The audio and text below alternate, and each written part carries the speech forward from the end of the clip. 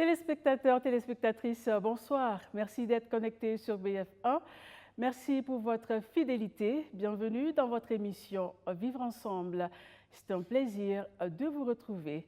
Alors ce soir, notre conseiller, c'est M. Sidi Gikma Mohamed. Il est enseignant en éthique managériale, également conseiller familial. Monsieur Gikma, bonsoir. Oui, bonsoir madame. Merci d'être là sur ce plateau. Merci aussi. Merci beaucoup pour votre disponibilité. Chers téléspectateurs, le thème de ce soir pour vivre ensemble, un thème qui touche à beaucoup de ménages, un thème qui est d'actualité, un thème très poignant.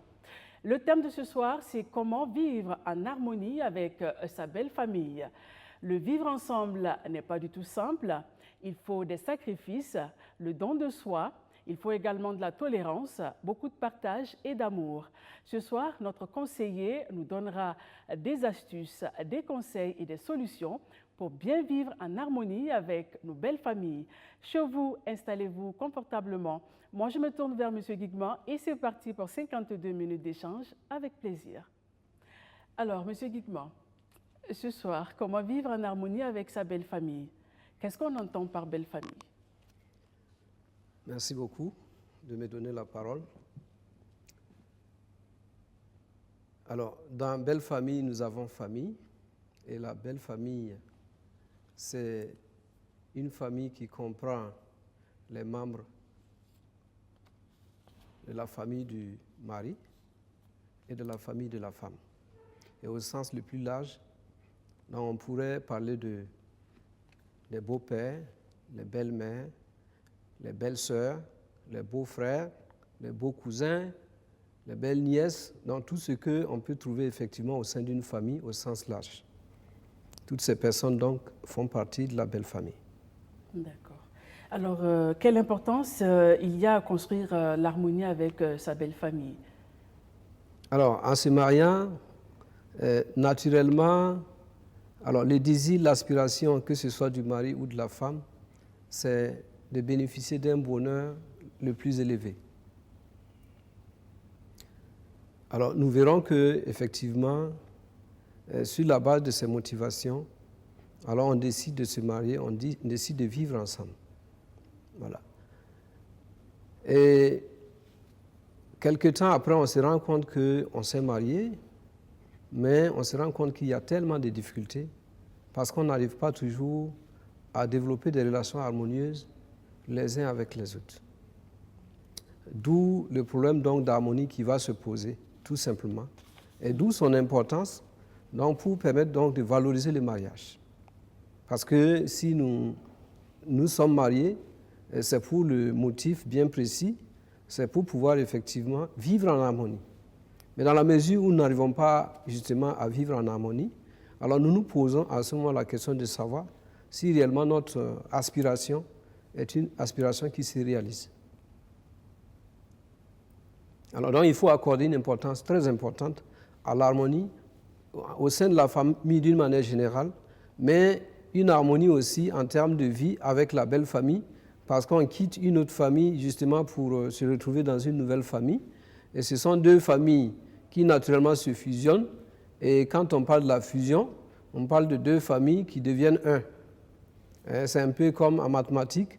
On aime souvent dire que 1 plus 1, c'est égal à 2.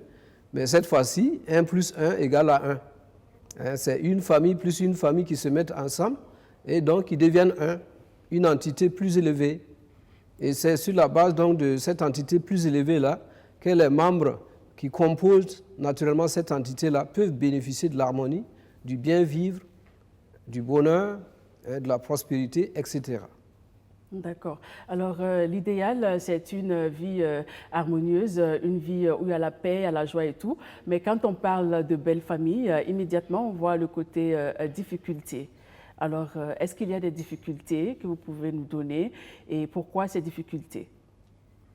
Alors, je vais d'abord répondre par pourquoi ces difficultés, dans la mesure où si peut-être j'arrive à déterminer le fond de ces difficultés-là, les racines de ces difficultés, peut-être que sur la base de cela, je vais pouvoir donc donner des pistes de solutions donc pour effectivement non seulement parler des difficultés, mais donner des pistes de solutions pour résoudre ces difficultés. D'accord. Voilà. Donc, pourquoi ces difficultés? Parce que d'abord, ce sont des liens que nous tissons, alors qu'ils ne sont pas des liens préparés. On se retrouve tout simplement à se marier parce qu'on veut se conformer un peu aux normes sociales au niveau de la société. Mais ensuite, on se rend vite compte que l'aspiration à se marier est en train de se dissiper, tout simplement parce qu'on n'a pas été suffisamment préparé. Voyez. Donc, d'où effectivement l'importance de la préparation pour effectivement ne pas tomber dans les difficultés. Donc, s'il y a des difficultés, c'est tout simplement le fait qu'il n'y a pas eu une très bonne préparation. Et comment bien se préparer au sein de la alors? famille. Comment bien se préparer? Pour bien se préparer naturellement, il ne faut pas oublier qu'au sein des différentes familles, naturellement, il y a une certaine éducation qui a besoin donc d'être donnée aux enfants. Et l'enfant donc va grandir avec cette éducation-là. Et sur la base donc de la croissance de l'enfant, l'enfant va pouvoir développer un certain esprit de responsabilité. Et à partir donc du fait que l'enfant se sent responsable vis-à-vis d'une situation familiale donnée, l'enfant à ce moment peut hériter un certain nombre de valeurs et qui sont plus ou moins des valeurs morales, des valeurs sociales et qui vont prédisposer naturellement le jeune garçon ou la jeune fille à pouvoir se préparer effectivement pour se marier. Et lorsque nous jetons un peu un coup d'œil sur nos différentes sociétés, sur nos différentes familles, on constate qu'effectivement, il n'y a pas ce dispositif-là. Donc, le manque de ce dispositif-là devient à ce moment une source naturelle en termes de difficultés que, naturellement, les couples pourront connaître lorsqu'ils vont commencer la vie de famille. D'accord. Et maintenant, est-ce qu'on peut avoir quelques difficultés? Alors, en termes de difficultés, je vais donc m'excuser auprès des différentes familles parce qu'il y a peut-être certaines choses que je vais dire, mais que les familles ne se sentent pas ciblées parce que ce n'est pas à titre personnel. C'est parce que je voudrais tout simplement donner ma part de vision, ma part de contribution, donc pour permettre donc aux familles de pouvoir prendre conscience d'un certain nombre de difficultés auxquelles elles sont confrontées, afin de pouvoir donc les solutionner. D'accord. Donc, en première difficulté, nous avons ce qu'on appelle l'acceptation. C'est-à-dire? L'acceptation, c'est une situation dans laquelle, effectivement, lorsque vous vous mariez en tant que fille dans une famille, donc vous arrivez en tant que nouveau membre de la famille, et vous avez donc besoin de vous sentir accepté par les différents membres de cette famille. Et naturellement, on dit que dans le mariage, lorsqu'il y a le mariage, c'est généralement la femme qui se déplace, en général, hein, ce que nous voyons un peu en Afrique ici, c'est la femme qui se déplace pour rejoindre l'homme, donc à son lieu de domicile, qui peut être un lieu là où effectivement c'est un lieu où c'est un domicile personnel, où c'est le domicile effectivement du foyer de la grande famille par exemple. Okay? Et dans la mesure où effectivement la personne quitte sa famille d'origine pour aller dans une nouvelle famille, alors cette personne a besoin donc de se sentir acceptée dans son milieu social, dans son nouveau milieu social. C'est là où j'ai parlé de fusion, parce que la fusion ici, c'est vrai que la fusion n'est pas systématique, dans la mesure où il faut travailler afin qu'effectivement, il y ait une possibilité que les deux familles puissent développer une relation harmonieuse. Et c'est sur la base donc de cette harmonie que naturellement, les différents membres qui composent les différentes familles peuvent vivre dans une certaine harmonie. D'accord, donc il y a tout d'abord l'acceptation. Ensuite... Et cette acceptation, naturellement, est située à plusieurs niveaux. Donc quand on parle des difficultés, ce n'est pas la peine de tourner en rond autour des difficultés. Quand on parle des difficultés, il y a essentiellement, dans un premier temps, la difficulté pour la belle-fille d'être acceptée par la belle-mère. Hein? Alors, ce que nous voyons dans les différentes familles, les belles-filles sont maltraitées par les belles-mères dans les différentes familles. Elles vivent des situations insurmontables. J'ai dit insurmontables, on peut surmonter, mais elles vivent des situations tellement difficiles que, effectivement, nous pouvons prendre cela en tant que des difficultés. Mais pourquoi cela? Pourquoi les belles-filles sont beaucoup maltraitées par les belles-mères? Je vous prends un exemple tellement simple. Vous avez par exemple une belle-mère, voilà, qui a par exemple qui a souvent des habitudes d'envahir par exemple l'espace conjugal de son fils, tout simplement parce que alors c'est elle qui est la maman, c'est elle qui a l'autorité sur tous les aspects de la vie de son fils, donc elle décide d'envahir l'espace conjugal de son fils par exemple. Il y a par exemple le fait que si par exemple la belle-mère n'a pas totalement accepté le mariage qui s'est déroulé entre le fils et la belle-fille, alors elle ne pourra pas le dire peut-être le jour du mariage ou avant le mariage, mais c'est ensuite après le mariage qu'elle va décliner l'ensemble de ses plans pour détruire le foyer. Il y a des belles-mères qui martyrisent véritablement les belles-filles. Il y a des belles-mères qui, par exemple, lorsque par exemple il y a par exemple souvent un décès du mari, il arrive que la belle-mère commence à accuser la belle-fille en disant que la belle-fille est à l'origine de la disparition de son propre mari, par exemple. Il y a beaucoup de situations de ce genre parce que tout simplement, il y a une forme d'esprit de coépouse donc qui s'est installé entre la belle-mère et la belle-fille. Il lui arrive souvent, la belle-mère, d'aller même faire les repas pour son fils alors que l'épouse est là. Il lui arrive donc d'entretenir des relations tellement privées avec son fils à telle enseigne que finalement elle critique sa belle-fille avec son fils. Voilà, Monsieur Guigma, je ne vous coupe pas. Vous venez de dire qu'il y a des belles-mères qui font la cuisine pendant que la belle-fille est là. Voilà, je connais certains ménages, certaines personnes dont je tairai le nom.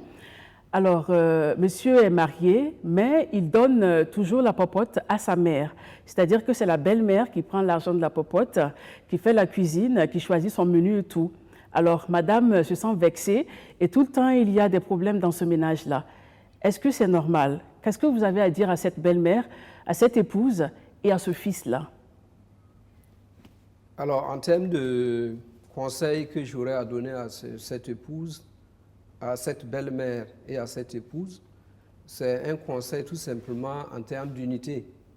Voilà, parce que lorsqu'il y a unité, lorsqu'il y a une union entre la belle-fille et la belle-mère, s'il n'y a pas de conflit, s'il n'y a pas de difficultés relationnelles, le problème ne va pas se poser. Voilà. Mais moi, je pense que, alors, lorsque on a une maman et on a sa fille, c'est aussi naturel qu'on voudrait que la fille s'occupe de tout. Voilà. Donc, la belle-mère n'a pas besoin de s'occuper de la popote, parce que tout simplement, la belle-fille est là pour s'assurer que tout se passe bien. Elle va s'assurer que la belle-mère est satisfaite de la cuisine, elle va s'assurer qu'elle va dépenser de sorte qu'effectivement, il puisse y avoir une grande satisfaction. Et dans la famille, naturellement, de son fils, ce n'est pas à elle, naturellement, la belle-mère, qui doit être confiée, par exemple, la popote, parce que le mari dira que, prends soin de ma maman, je suis en train d'aller au travail, par exemple. Et ce que la femme ou la belle-fille devra faire, c'est de s'assurer que la belle-mère est satisfaite. Et donc communiquer avec la belle-mère, savoir ce qu'elle a besoin, et sur la base de cela, travailler effectivement à assumer l'ensemble de ses besoins. Alors en termes de difficultés, toujours au niveau de la belle famille, nous avons ce qu'on appelle la présence de la belle-sœur, parce que je vous avais cité que quand on parle de la belle famille, il n'y a pas que la belle-mère. Il y a la belle-mère, il y a la belle-sœur, il y a le beau-frère. Okay? Alors, les belles-sœurs jouent aussi un rôle tellement négatif au sein des différentes familles, surtout quand il s'agit du foyer du frère. Alors, la belle-sœur souvent se livre à certains caprices qui fragilisent en fait le couple et la famille de son frère. Et je voudrais effectivement dire que c'est aussi une des réalités, une des difficultés qui est vécue au niveau de la belle famille. Il arrive même souvent que la belle-sœur se permet de chercher des copines pour son frère, tout simplement parce qu'elle estime que son frère n'a pas le bonheur qui est attendue au niveau de la famille. Et elle se permet donc de jouer au cache-cache avec son frère, avec de nombreuses relations, et ce qui peut aussi fragiliser, effectivement, ce qui fragilise le couple qui est peut-être en train de s'installer ou peut-être qui a des enfants, etc. Donc c'est vraiment à dire parce que c'est des réalités qui sont vécues dans nos différentes familles. Et il y a des belles-sœurs qui se comportent de sorte que, effectivement, leur manière de se comporter sape l'autorité de la femme. Lorsque la femme est là, c'est plutôt la belle-sœur qui donne des ordres, qui dit de faire ceci, de faire cela, parce que tout simplement elle estime que non, elle est la sœur directe de son frère, elle a pris soin de son frère. Donc il y a un ensemble de raisons qu'elle va avancer, tout simplement pour effectivement apporter le trouble au niveau de cette famille. Mais à ce moment, comment la belle-sœur peut se comporter pour adoucir ses belles-sœurs-là et puis ses beaux-frères et tout le monde dans la famille pour qu'il y ait l'harmonie? Alors la belle-sœur et puis le beau-frère, alors le conseil que j'aurais à donner, c'est tout simplement, je les invite à savoir qu'en tant que belles-sœurs, elles sont peut-être appelées à se marier un jour. Et naturellement, si elles arrivent à développer une relation harmonieuse avec la belle-fille, cela va leur permettre d'avoir une bonne expérience et cela pourrait effectivement leur donner aussi la chance de ne pas vivre les mêmes difficultés quand elles seront dans leur foyer. Il y a souvent même certaines situations, comme des situations de stérilité ou bien des situations difficiles. Donc, certaines belles-sœurs vivent dans leur foyer tout simplement parce qu'elles n'ont pas su observer le comportement qu'il fallait lorsqu'elles habitaient avec leurs frères qui étaient mariés. Voilà, parce que le bienfait ne se perd pas, mais ce qui est mal aussi ne se perd pas. Voilà, donc le conseil, c'est d'inviter effectivement ces belles-sœurs-là à prendre conscience et à changer totalement d'attitude, de comportement vis-à-vis effectivement de la belle-fille. Parce qu'un jour, elles sont appelées à devenir des femmes, elles sont appelées à des femmes au foyer, elles sont appelées à devenir des mères dans les différents foyers, etc.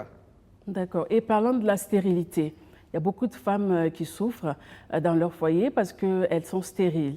Et souvent, les belles-mères ne sont pas douces ou les belles-sœurs, et comme les beaux-frères. Elle est marginalisée, tout le temps critiquée. Tu es là avec notre fils, notre frère, tu ne fais pas d'enfants. Et vraiment, ces femmes-là ne dorment pas, elles souffrent beaucoup. Alors, quel conseil vous avez également à donner? Bon, c'est vrai. C'est toujours un des problèmes d'ailleurs au niveau de la belle-sœur et au niveau de la belle-mère.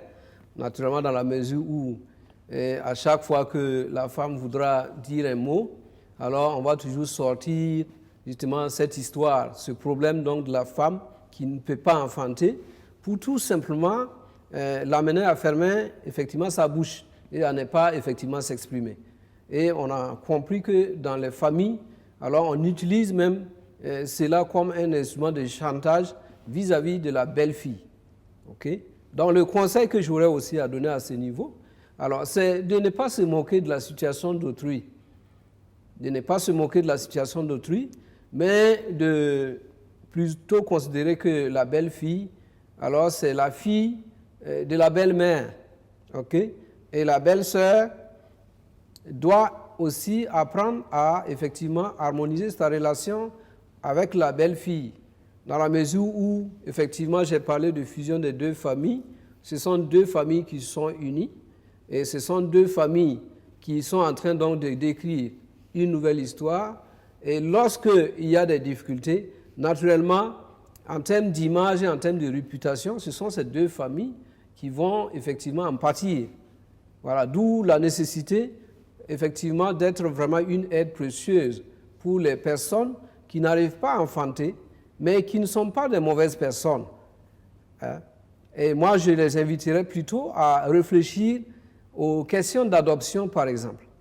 Parce que dans certaines histoires intéressantes, alors lorsque vous adoptez aussi, vous arrivez à donner vraiment votre cœur, votre amour à cet enfant, et vous lui donnez vraiment votre amour sacrificiel, cela aussi vous amène à assumer une bonne position en tant que mère. La difficulté par rapport à l'adoption, c'est que dans nos familles africaines, les belles familles n'acceptent pas. Ils préfèrent que monsieur aille chercher une autre femme dehors pour faire un enfant. Donc, c'est ça la difficulté que certaines femmes vivent au quotidien. Je suis d'accord avec vous que c'est l'une des difficultés, effectivement, qui est vécue par la belle-fille dans certaines familles, surtout quand elle a souvent des difficultés pour enfanter. Souvent, ce sont même des difficultés d'ordre psychologique, tout simplement, parce qu'à tout moment, on te rappelle ta difficulté à enfanter. Et donc, du coup, tu t'installes dans le doute et tu n'arrives plus à t'en sortir. Donc, c'est vraiment une situation déplorable. Okay? Mais ce n'est pas une raison suffisante donc, pour chercher une seconde femme parce qu'on n'arrive pas à enfanter avec la première femme. Okay? Voilà, parce que tout dépend naturellement de la vision, mais je pense que dans la bonne vision, si le motif est que parce que l'autre n'enfante pas, je vais chercher une autre femme, alors je trouve que l'amour a disparu quelque part dans la relation entre mari et femme. Donc il faut travailler plus ou moins à résoudre la question et il faut travailler à harmoniser votre relation avec votre époux ou votre épouse et peut-être qu'avec certaines chances, parce que beaucoup de chances peuvent être données effectivement à la femme et au mari de pouvoir avoir un enfant même quelques années après un mariage. Ce n'est pas parce que peut-être 2 ans, 3 ans, 4 années après le mariage, l'enfant ne vient pas qu'on doit arrêter, ou du moins on doit cesser d'espérer effectivement qu'un enfant ne peut pas venir au sein de la famille. D'accord. Monsieur Guigman, en parlant d'enfants, est-ce qu'il n'y a pas de difficultés également au niveau de l'éducation? Par exemple, si le couple vit en grande famille, l'enfant aura plusieurs éducations, si je peux le dire, ou si la belle-mère ou le beau-père trouve que l'éducation que la belle-fille donne n'est pas cela, est-ce que cela aussi ne crée pas de soucis? Bien sûr, c'est ça, c'est effectivement un problème parce que si effectivement au niveau des enfants,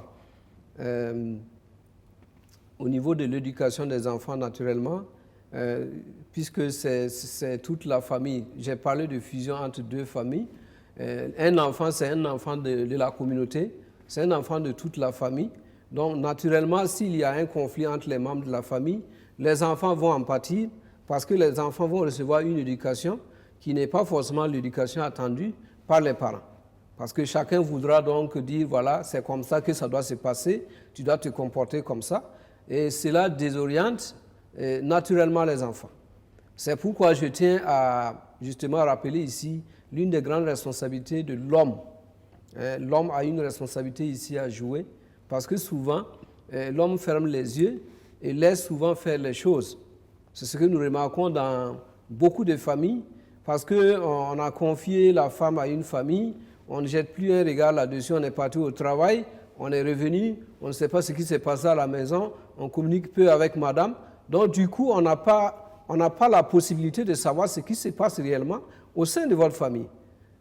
Il y a des hommes, par exemple, qui ne se gênent pas avec l'ensemble des membres de la famille de faire un procès à leur propre épouse, par exemple. Et quand on lui demande, mais qu'est-ce qui se passe, pourquoi ta femme est comme ça? Alors, ce qu'il trouvera à dire, c'est moi-même, je n'ai pas le choix. Je n'ai pas le choix, je suis obligé d'aller dans ce sens, c'est tout. Donc, moi, je pense qu'il n'y a pas un esprit de responsabilité vis-à-vis de votre famille, vis-à-vis de votre épouse, parce que quand, effectivement, on parle de votre épouse, on parle de vous. Voilà, donc, le rôle d'un homme, c'est vraiment de faire en sorte que sa femme soit élevée. Et le rôle d'une femme, c'est de faire en sorte que son homme soit élevé. Ne dit-on pas que derrière un grand homme se cache une grande femme et derrière une grande femme se cache un grand homme? C'est la grande signification donc, du fait que le soutien que vous apportez à votre épouse, si vous respectez votre épouse, donc vous aurez aussi le respect de votre épouse de la part des autres, par exemple, au sein de la famille. Mais si, par exemple, vous maltraitez votre épouse, surtout dans nos familles actuelles où il y a tellement de violences conjugales, l'homme frappe sa femme devant sa maman, l'homme frappe sa femme devant sa belle-sœur, et il souhaite attendre un respect donc, de la part de ces 2 personnes, ce n'est pas possible. Donc ça veut dire que si les femmes sont exposées à toutes ces difficultés dans leur belle famille, c'est parce que leurs maris n'accordent pas assez de respect envers ces dernières-là. Moi, je pense que c'est l'homme qui tient en fait la clé pour résoudre toutes ces questions de belle famille. Dans la mesure où si l'homme est suffisamment responsable, donc il arrive effectivement à protéger et sa belle-mère, et sa femme, et sa belle-sœur, et son beau-frère, et tous les membres de la famille. Parce que là, il ne se laisse pas piétiner sur son autorité. Il travaille à se faire respecter. Il mène une vie harmonieuse avec son épouse. Il ne mène pas une vie d'infidélité, par exemple. Parce qu'il est infidèle. Et sa maman sait qu'il est infidèle. Son papa sait qu'il est infidèle. Ses frères et sœurs savent que mon frère, là, je sais qui il est. Déjà, il y a un problème qui va se poser. Parce que vous ne pourrez pas obtenir le respect pour vous-même, n'en parlant pas de votre épouse, ni de vos enfants.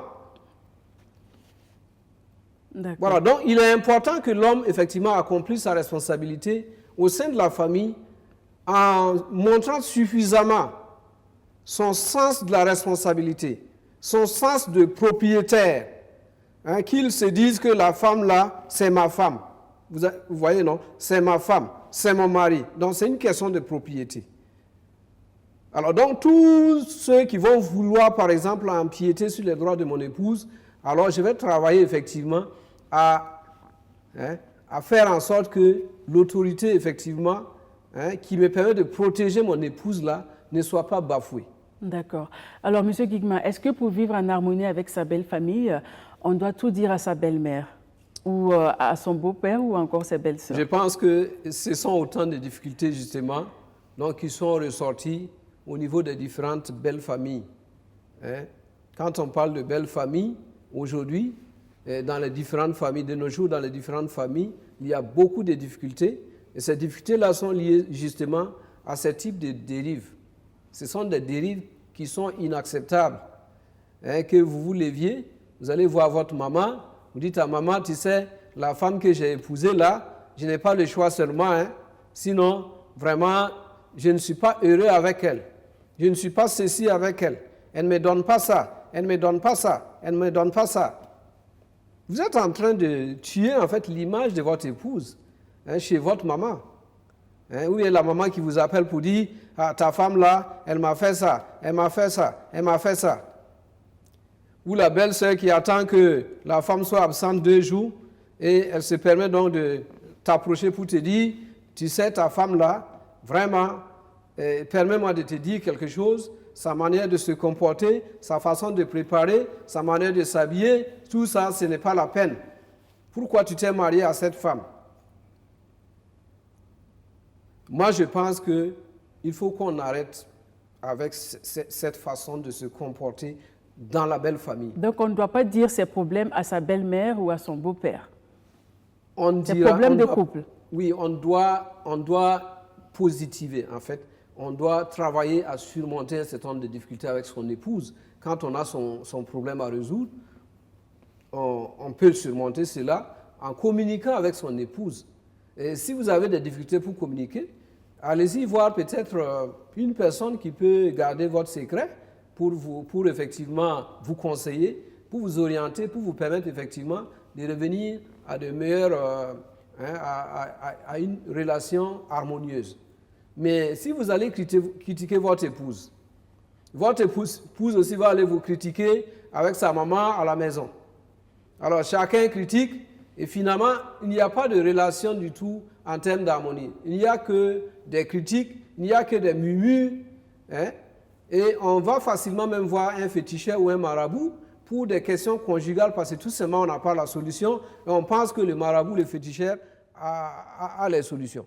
Voilà un ensemble d'éléments qu'il faut travailler, effectivement, à éliminer dans la façon de voir, dans la façon d'analyser les situations pour les résoudre. C'est-à-dire, on joue un peu à la politique de l'autruche, en fait. On pense qu'en allant là-bas, cacher sa tête, 2 jours après, le problème va se résoudre. Mais non. Moi, je pense qu'il faut avoir cette perspective-là d'accorder une certaine valeur à votre épouse ou à votre époux, et de lui parler avec toute votre sincérité, en choisissant bien sûr des moments bien précis. Et moi, je pense qu'avec cette allure-là, alors les choses peuvent bien aller. D'accord.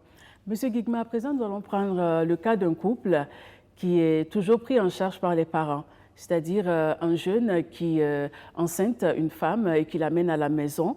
Alors, ça veut dire qu'il n'a pas de travail. C'est papa et maman qui payent toujours les factures, la nourriture et tout. Est-ce que cette belle-fille qui vient d'arriver comme ça peut exiger certaines choses dans ce foyer-là? Malheureusement, cette belle-fille ne peut pas exiger beaucoup de choses dans la mesure où elle est rentrée dans une situation très difficile. D'abord, il n'y a pas eu une relation harmonieuse en termes de relation mari et femme, dans la mesure où c'est sur la base de la grossesse que finalement ils se sont retrouvés à vivre ensemble. Donc je pense qu'il y a un idéal qui a été raté au départ. Et c'est d'ailleurs ce type d'encouragement que nous avons besoin de donner aux jeunes aujourd'hui, c'est vraiment de travailler à observer l'abstinence sexuelle. Hein, parce que cela peut les conduire effectivement à avoir des vies beaucoup plus responsables, okay, à ne pas être des charges pour leurs familles respectives.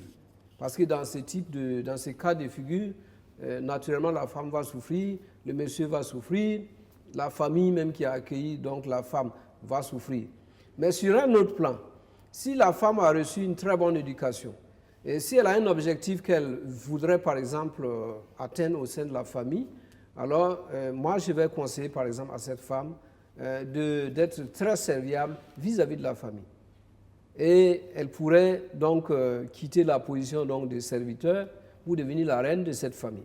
Cela dépend donc de la femme et de la manière avec laquelle elle se comporte vis-à-vis de cette communauté de famille. D'accord. Alors donc, M. Klingman, ce soir, vous interpellez les parents, c'est-à-dire les beaux-parents, à ne pas se mêler de la vie des enfants qui sont mariés. Parce que quand on a un enfant, on le voit toujours comme son enfant, on ne voit pas un adulte. Donc, tout le temps, on se mêle de la vie de couple, l'éducation des enfants, comment la belle-fille doit se comporter et tout cela. Alors, moi, j'aimerais que vous donniez quelques conseils aux parents qui nous regardent ce soir sur BF1. Comment laisser ce couple-là vivre et également voilà, créer des choses d'eux-mêmes, pas que ça vienne des parents, quoi. Je ne sais pas si vous me comprenez. Oui, je vous comprends. Alors, ce sont des conseils que je peux donner sur la base, bien sûr, de certaines expériences que nous avons vécues dans certaines familles. Voilà. Alors, donc, compte tenu d'un ensemble de difficultés qui sont vécues au niveau de la belle famille, alors, ces mêmes difficultés-là ont eu pour conséquence les divorces et bien d'autres phénomènes qui se sont développés dans la société, dans ces différentes familles. Okay? Voilà. Mais les divorces peuvent ne pas arriver si effectivement on essaie de prendre un certain nombre de mesures, on tient compte d'un certain nombre d'orientations, de conseils. Cela peut, par exemple, permettre d'éviter certains conflits et de résoudre certaines difficultés, par exemple.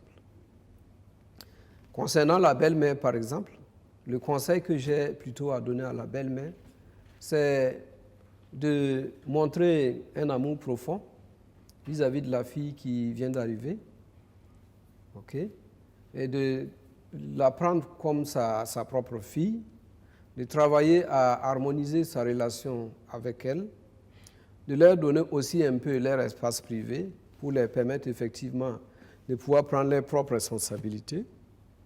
Okay. Alors, de ne pas aller chez les féticheurs ou chez les marabouts, parce que chez les féticheurs et chez les marabouts, c'est pour se faire escroquer. Hein? Parce que la solution est peut-être une solution qui est juste à côté, mais on se lève, on développe toutes les ressources dont on dispose, et finalement, on se rend chez les féticheurs ou chez les marabouts. Alors, n'allez plus chez les marabouts, okay, parce que la solution est juste à côté. C'est qu'en tant que belle-mère, si vous développez un amour qui enveloppe, vous aurez besoin naturellement d'aimer votre belle-fille, parce qu'en aimant votre belle-fille, vous allez développer un grand cœur, vous aurez aimé votre belle-fille, en plus des personnes qui sont donc au niveau de la famille. Et à coup sûr, lorsque vous aimez votre belle-fille, vous ferez la joie de votre fils. Mais si vous ne le faites pas, vous avez souvent, par exemple, la prétention de vouloir agir à la place de votre fils, et à la fin du compte, votre fils peut vous rendre responsable de sa propre misère, de son propre malheur, parce que tout simplement, il n'a pas réussi son foyer, son mariage, du fait que vous avez donc eu à un moment donné donc, de la vie, vous avez intervenu. Vous avez voulu prendre la responsabilité pour votre fils, alors que c'est votre fils qui aurait dû prendre cette responsabilité, même s'il doit vous écouter. Alors, votre fils peut vous tenir pour responsable, voilà, des difficultés donc qu'il a peut-être eu dans sa vie, tout simplement parce qu'il n'a pas pu réussir sa vie de famille. D'accord. Donc, M. Guigma, l'idéal, c'est quoi pour avoir une vie harmonieuse avec sa belle famille? C'est de construire et amener son épouse quand on a les moyens ou aller prendre une maison en location pour éviter toutes ces difficultés-là avec les beaux-parents? On peut retenir les deux situations où, effectivement, quand on a les moyens, on peut, bien sûr, on communique toujours avec la famille. Et le plus souvent, les parents sont fiers d'un enfant qui a déjà construit et qui décide d'habiter avec son épouse. Okay? Il y a naturellement des petites frustrations parce que la belle-mère qui est habituée à son fils va toujours avoir tendance à aller vers son fils. C'est ça qui va pousser la belle-mère à aller vers son fils. Mais en allant vers son fils, la belle-mère doit se rappeler qu'elle est en train d'aller chez son fils. C'est vrai que c'est la même famille, mais il y a ce qu'on appelle l'espace conjugal qui a besoin d'être respecté par la belle-mère. Voilà. Et le beau-fils aussi et la belle-fille ne doivent pas se dire « Ok, nous avons notre maison, nous avons tout ce qu'il nous faut ici, on n'a plus besoin de repartir chez les parents. » Parce qu'en réalité, l'idéal, c'était de pouvoir vivre avec les parents. Ce qu'on appelle souvent une vie à 3 générations. Ça, la génération des grands-parents, la génération des parents et la génération des enfants. Vous voyez. À telle enseigne qu'effectivement, sur la base de cela, les enfants vont pouvoir bénéficier d'une certaine éducation de la part des beaux-parents. Mais de nos jours, on est dans une situation où... Excusez-moi, M. Guigma, je ne vous coupe pas, hein, mais de nos jours, les belles-filles ne veulent pas vivre avec les beaux-parents. Elles veulent vivre à part avec monsieur. Voilà, cela est lié aux appréhensions que les belles-filles ont vis-à-vis des belles-mères. Parce que ce sont des préjugés, en fait. On dit, oui, la belle-mère, elle va être intrusive dans ma vie familiale. Donc, à cause de cela, je ne veux pas de problème. Je veux vivre seulement avec mon mari et mes enfants. C'est vrai que c'est bien, mais sur le plan des relations, des valeurs que vous cultivez au sein de la famille, alors il y a un manque à gagner parce que les grands-parents ne sont jamais là. Vous voyez? Et les enfants ont besoin de cette éducation-là qui provient des grands-parents parce qu'ils sont plus ou moins les dépositaires de la tradition. Ils sont des dépositaires donc d'un certain nombre de valeurs. Et ces valeurs sont importantes pour la famille. Pour le succès du mariage entre l'homme et puis la femme. Vous voyez. Voilà. Donc moi, je conseillerais qu'il y ait cette possibilité qui soit offerte au couple qui sait, ou du moins au couple, de travailler effectivement à communiquer de façon courante, de façon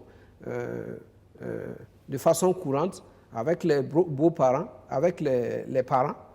Cela va renforcer en fait la relation entre mari et femme. Cela ne doit pas en réalité être un obstacle en termes d'harmonie entre mari et femme. Mais on voit cela à vue d'œil, on voit cela, on se dit que non, si la belle-mère est à côté, je vais avoir des problèmes, je ne vais pas me sentir libre de m'exprimer, je vais me sentir gêné, je ne pourrai pas faire tout ce que je veux faire. Et pourtant, le rôle quand même de la belle-fille, c'est de servir la belle-mère, parce que c'est celle qui a pris soin de votre mari depuis son enfance, c'est celle qui a allaité l'enfant, c'est celle qui a permis à votre mari d'être un homme aujourd'hui. Donc, c'est vrai que ce n'est pas un crédit qu'il faut rembourser, mais il faut quand même travailler à montrer une certaine reconnaissance, une certaine piété filiale, dans la mesure où, effectivement, vous êtes aussi dans la position d'enfant vis-à-vis de la belle-mère. Donc, le comportement doit être un comportement d'une fille qui respecte sa propre maman. D'accord. Voilà. Et il en est de même pour le beau-père également. Il en est de même pour le beau-père. La belle-fille doit aussi avoir un respect profond pour le beau-père. D'accord. Voilà. Donc, le fait qu'on loge avec les beaux-parents ou bien qu'on ne loge pas avec les beaux-parents ne pose pas un problème. Ce qui va poser un problème, c'est lorsqu'on n'a pas développé suffisamment de la communication avec les beaux-parents. Donc on n'arrive pas à ce moment à leur montrer jusqu'à quel point on peut leur donner vraiment notre amour. On peut leur donner effectivement notre affection, par exemple. On peut aussi leur montrer que, effectivement, nous sommes reconnaissants par rapport à tout ce qu'ils ont fait pour nous et ce qu'ils continuent de faire pour notre couple. D'accord. Alors, M. Guigma, comment un beau-fils peut se faire respecter par la belle famille et également comment une femme peut se faire respecter par sa belle famille? Des conseils. Alors, l'homme, parce que j'en avais déjà parlé, pour se faire respecter par la belle famille, donc il faut tout simplement être une personne responsable. Okay?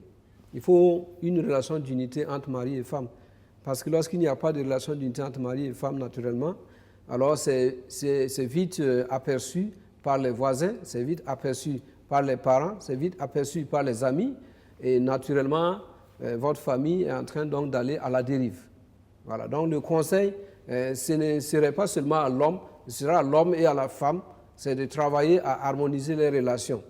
De sorte que, effectivement, un étranger ou une personne, un danger étranger ne puisse pas effectivement les faire vaciller, les faire basculer de l'autre côté. Parce que tout simplement, ils ne sont pas unis.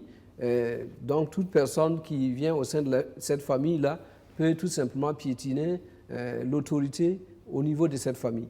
Voilà. Et donc, ce que moi je conseillerais, c'est que le couple-là puisse développer une relation solide, mais une relation harmonieuse, une relation d'unité. L'homme et la femme doivent toujours apprendre à décider ensemble et communiquer ensemble de sorte que l'un est au courant de ce que l'autre est au courant. Donc, il ne faut pas qu'il y ait ce qu'on appelle une information que vous ayez donnée peut-être à votre maman, mais votre femme n'est pas informée, par exemple. Ou bien une femme qui passe le temps à dire tellement de choses à sa maman, hein, même quand elle prend son salaire, c'est pour aller donner à sa maman, et son mari ne voit pas son salaire, par exemple. Ça, c'est un problème. Voilà. Que les femmes me pardonnent, mais c'est quand même une situation qu'il faut travailler à résoudre. Voilà. D'accord. Il faut quand même donner à maman également, mais pas tout. Non, il faut faire rapport au mari. Faire un rapport d'abord. Oui. D'accord. Parce que je pense qu'à une des émissions, j'avais développé sur le budget familial. Je pense qu'il faut faire rapport au mari. Le mari aussi doit faire rapport à son épouse. Voilà. Parce que quand on parle de l'homme et de la femme, c'est aussi 1 plus 1. Ça fait toujours 1. Ce n'est pas 2. Voilà. Donc, plus il y a des informations qui sont communiquées entre mari et femme, et plus tout va bien. D'accord. Alors, M. Guigma, il y a une mamie qui me disait que pour vivre en harmonie avec sa belle famille, il faut prioriser sa famille d'accueil, si je peux le dire, sa belle famille, de sorte à même oublier sa propre famille d'origine. Est-ce que vous êtes d'avis? Bon, je ne pense pas que cela va résoudre la question parce que je pense qu'il faut privilégier les deux familles à la fois. Voilà. Les deux familles ne sont pas des familles en conflit. Ce sont des familles qui doivent entretenir des relations en termes de complémentarité. Et je l'ai dit d'ailleurs que ce sont deux familles qui se fusionnent. Voilà. Ça veut dire que de temps en temps, il faut même organiser des grandes fêtes où il y a la possibilité pour les deux familles de pouvoir effectivement se voir, de pouvoir manger ensemble, de pouvoir échanger ensemble, de pouvoir partager un certain nombre de valeurs ensemble. OK? C'est cela en fait, parce que l'homme sera justement l'emblème de sa famille, la femme sera l'emblème de sa famille, et donc si les deux familles se fusionnent, naturellement le conflit doit disparaître. Voilà. Mais je dis que c'est un processus, parce que la fusion peut se faire à travers un mariage bien sûr, mais il faut travailler afin que chaque membre au sein de la famille là puisse effectivement remplir sa responsabilité. Et c'est là où le problème se pose, parce que chacun ne veut pas l'autre. Parce que même dans une seule famille, même, on a des multitudes de problèmes. Donc, lorsqu'on amène deux familles encore à se mettre ensemble, c'est-à-dire c'est encore des millions et des millions de problèmes qui sont créés.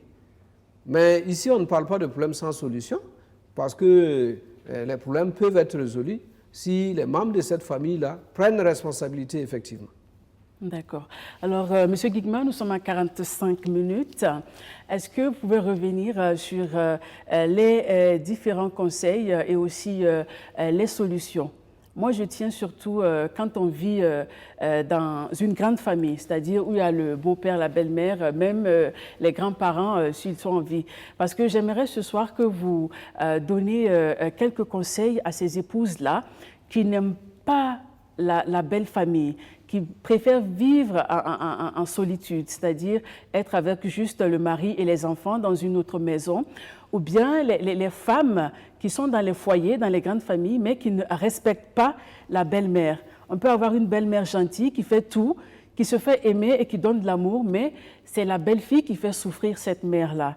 Alors, j'aimerais que vous donniez quelques conseils, revenir également sur les solutions.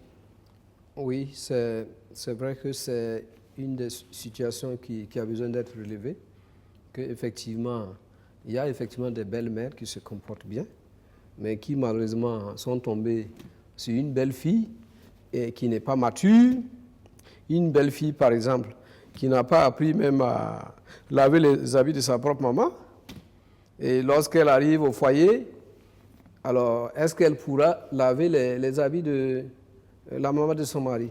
Ce n'est pas évident. Elle dira que non, je ne me suis pas mariée pour laver des habits.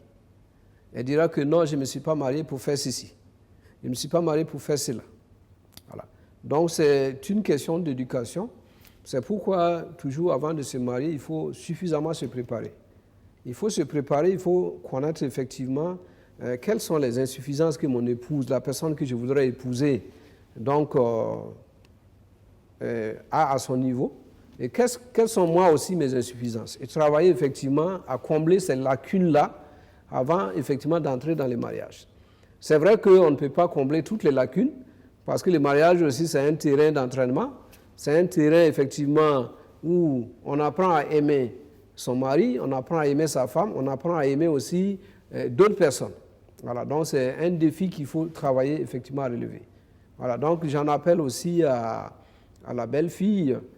Si tu m'écoutes, alors tu dois savoir que l'une de tes responsabilités aussi, c'est de développer un cœur d'amour vis-à-vis de la belle-mère. Hein, de considérer que c'est ta mère à toi. Hein, quand bien même ce n'est pas elle qui biologiquement t'a mis au monde, mais en développant ce type de relation d'amour vis-à-vis de la belle-mère, tu es en train de gagner aussi le cœur de ton fils. Tu es en train de gagner aussi le cœur de ta belle-sœur. Et tu es en train de gagner le cœur des beaux-frères. Tu es en train de gagner le cœur de toute la famille. Et peut-être un jour, pourquoi pas, on pourra effectivement dire que non, tu es une reine, parce que tu as gagné le cœur de presque tous les membres de la famille.